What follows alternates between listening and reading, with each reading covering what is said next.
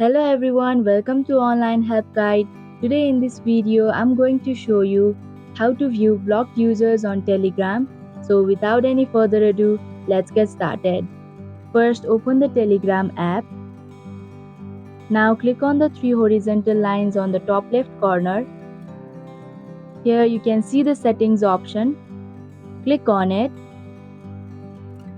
Now click on the privacy and security options with a lock icon on the side.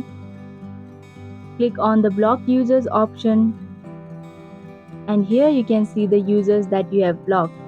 And that is how you can view blocked users on Telegram. Thank you for watching Online Help Guide. Hope this video was helpful. If it was, then hit the like button and comment down if you have any questions or feedback. Also, if you are new to our channel, subscribe and hit the bell icon so that you don't miss our upcoming videos.